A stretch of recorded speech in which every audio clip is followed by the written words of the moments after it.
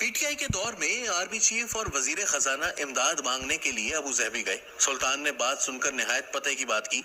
इनका कहना था, एक वक्त था जब आपका हाथ ऊपर होता था और हमारा नीचे। हम इमदाद के लिए आपके पास आते थे। आज हमारा हाथ ऊपर है और आपका नीचे। आप हमारे भाई हैं, हम आपकी मदद कर सकते हैं, लेकिन मेरा मशवरा है हम ऊपर या नीचे वाला हाथ बनने के बजाय एक दूसरे से बराबरी से हाथ मिलाते हैं। आप किसी मुल्क से इमदाद ना लें, आप मुल्कों से बिजनेस करें। आप इस तरीके से ही अमीर होंगे। पाकिस्तानी वफ्द ने एक दूसरे की तरफ देखा और फिर सर झुका लिए। दूसरी मिसाल सऊदी अरब के मौजूदा बादशाह किंग सलमान बिन अब्दुल अजीज की है। ये बादशाह बनने से पहले 48 साल रियाज के गवर्नर रहे। जनरल परवेज मुशर्रफ के दौर में पाकिस्तान के सफीर एडमिरल शाहिद करीमुल्लाह सदर का पैगाम लेकर इनके पास गए। शाह सलमान ने पाकिस्तानी सफीर से कहा, हम पाकिस्तान को अपना भाई समझते हैं, लिहाजा हम हर मुश्किल वक्त में आपके साथ खड़े होते हैं। लेकिन ये याद रखें, ये जज्बा सिर्फ हम तक है। हमारे बच्चे प्रैक्टिकल हैं, हमारे बाद ये आपका ख्याल नहीं रखेंगे। चुनाचे आपके लिए बेहतर है आप हमारी जिंदगी में अपने पांव पर खड़े हो जाएं। सफीर ने यह पैगाम मिनोइन साइफर बनाकर ऐवान सदर भिजवा दिया। तीसरी मिसाल चीन की है। जनरल कमर जावेद बाजवा 2021 में चीनी सदर शी जिनपिंग से मुलाकात के लिए बीजिंग गए। सदर शी ने इन्हें सिर्फ 2 मशवरे दिए। आप एक ही बार ये फैसला कर लें आप क्या करना चाहते हैं,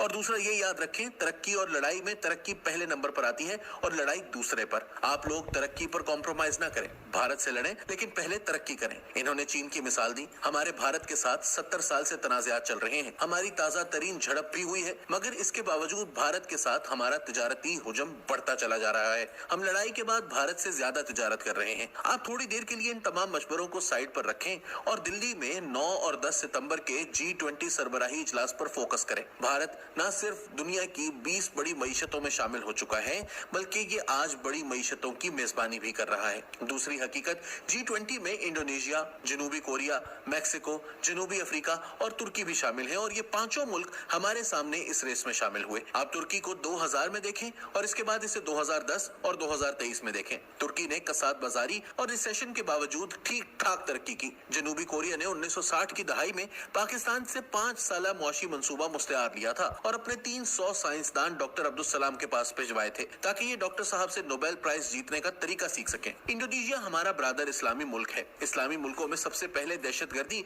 इस मुल्क में शुरू हुई थी। 12 अक्टूबर 2002 को दहशतगर्द इस्लामी जमात ने बाली में 204 लोग कत्ल कर दिए थे, जिसके बाद इंडोनेशिया की सयाहती इंडस्ट्री तबाह हो गई। लेकिन सिर्फ 20 साल बाद 2022 में इंडोनेशिया ने G20 की मेजबानी की। एक वक्त था इंडोनेशिया के सियासतदानों, फौजी सरबराहों और अरबपति बिजनेसमैनों के बच्चे तालीम के लिए पाकिस्तान आते थे। लेकिन आज वो कहाँ हैं और हम कहाँ। मैक्सिको भी चंद बरस पहले तक लातीनी अमेरिका का गरीब मुल्क होता था। इसका माफिया आज भी पूरी दुनिया में बदनाम है, लेकिन ये भी अब G20 में शामिल है। और जनूबी अफ्रीका 1994 में आजाद हुआ और इससे पहले वहाँ खौफनाक नस्ली फसादात हुए, लाखों लोगों की लाशें सड़कों पर पड़ी रहीं। आज भी इस मुल्क में गोरों और कालों के दरमियान इख्तलाफात हैं, लेकिन ये भी आज G20 में शामिल है। भारत ने इनके अलावा बांग्लादेश, मिस्र, नाइजीरिया, मुत्तहिदा अरब अमारात, ओमान, सिंगापुर, नेदरलैंड्स, स्पेन और मॉरिशस को भी बतौर मेहमान दावत दी। ये तमाम मुल्क कभी पाकिस्तान के दोस्त होते थे। बांग्लादेश न सिर्फ पाकिस्तान का हिस्सा था, बल्कि पाकिस्तान की बुनियाद ही बंगालियों ने रखी थी। All India Muslim league Dhaka में बनी थी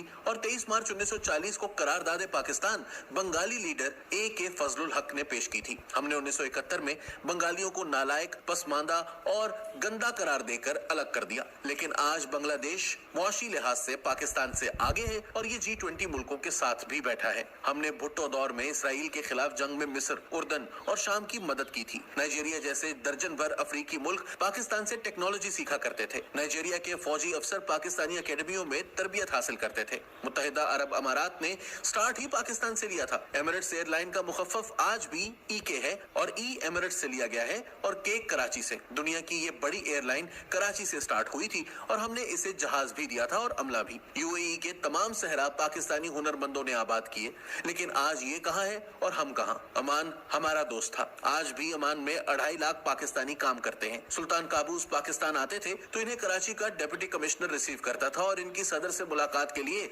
सफीर को ठीक ठाक पापड़ बेलने पड़ते थे। सिंगापुर ने भी पाकिस्तान से तरक्की का सफर शुरू किया था। सिंगापुर एयरलाइन हो या फिर सिंगापुर पोर्ट, ये पाकिस्तानियों ने बनाई और एक वक्त था जब ली कुआन यू ने पाकिस्तान के सबसे ज्यादा दौरे किए और ये पाकिस्तान के तमाम बड़े शहरों और मशहूर लोगों को जानते थे। थे। नेदरलैंड्स ने 1960 की दहाई में पाकिस्तान को टेलीविजन सेट बेचे थे। फिलिप्स नेदरलैंड्स का ब्रांड है। पाकिस्तान ने फिलिप्स को मुल्क में काम करने की इजाजत दी और नेदरलैंड ने इसे उस वक्त की सबसे बड़ी डील करार दिया था। स्पेन यूरोप का वाहिद मुल्क था जो हर किस्म के पाकिस्तानी को इमिग्रेशन भी दे देता था और काम की इजाजत भी। आज भी स्पेन में लाखों पाकिस्तानी हैं। मुनस इलाही भी इनमें शामिल हैं और पीछे रह गया मॉरिशस, तो हमने आज तक इसे दोस्ती के काबिल ही नहीं समझा। लेकिन ये तमाम मुल्क इस वक्त G20 के सरबराहों के साथ बैठे हैं और हम दूर बैठकर इन्हें हैरत से देख रहे हैं। हम अब सऊदी अरब की तरफ आते हैं। दुनिया ने हमेशा इन दोनों मुल्कों को इकट्ठा देखा। 1979 में खाना काबा पर हमला हुआ तो पाकिस्तानी फौज को तलब किया गया। यमन में हूसी बागियों के इशू पर भी पाकिस्तान ने सऊदी अरब की मदद की। एटमी धमाकों के बाद पाकिस्तान पर इक्तसादी पाबंदियां लगी। उस वक्त सऊदी अरब दुनिया का वाहिद मुल्क था जिसने खुलकर हमारा साथ दिया। हमें मुफ्त पेट्रोल तक दिया गया। आज भी पाकिस्तान के 20 लाख वर्कर्स अरब मुल्कों में मुलाजमतें कर रहे हैं और इनकी रकूम से मुल्क चल रहा है। भारत सऊदी अरब और UAE पर मुसलसल दबाव डाल रहा है, आप पाकिस्तानी वर्कर्स को निकाल दें, हम आपको सस्ते और ज्यादा हुनरमंद दे देते हैं। मगर अरब ये पेशकश कबूल नहीं कर रहे। लेकिन सवाल ये है, अरब ममालिक कब तक इनकार करेंगे? हमें मानना होगा दुनिया बदल चुकी है। अरब मुल्कों में नई नस्ल इक्तदार और बिजनेस में आ चुकी है और ये नस्ल भाईचारे के बजाय कारोबार को अहमियत देती है। UAE में हुकूमत ने इन्वेस्टमेंट कंपनी बना रखी है। ये कंपनी $500 बिलियन की मालिक है और इसके कारिंदे पूरी दुनिया में कारोबारी मौके तलाश कर रहे हैं। ये ऐसे मुलाजमीन को साल बाद निकाल देते हैं जो कंपनी के पैसे इन्वेस्ट नहीं करते। लिहाजा इन हालात में अरबों को पाकिस्तान में क्या दिलचस्पी होगी? हम माने या ना माने, मगर हकीकत यही है, हम दुनिया और अपने दोस्तों की नजरों में इस कदर बेवकूफ हो चुके हैं कि हमने सऊदी वली अहद को भारत जाते वक्त चंद घंटे पाकिस्तान में गुजारने की दावत दी, मगर वली अहद तैयार नहीं हुए। दूसरी तरफ कॉन्फ्रेंस 10 सितंबर को खत्म हुई, मगर वली अहद 11 सितंबर की रात तक भारत में रहे। ये कॉन्फ्रेंस के बाद भी भारतीय ताजरों और सनतकारों से मुलाकातें करते रहे। क्यों? क्योंकि इन्हें भारत में बिजनेस के मौके नजर आ रहे हैं। भारत और सऊदी अरब के दरमियान इस वक्त $5 खरब की तिजारत है, जबकि हम जब भी सऊदी अरब जाते हैं पैसे मांगने जाते हैं। चुनाचे ये लोग फिर हमारी इज्जत क्यों करें? ये पाकिस्तान क्यों आए?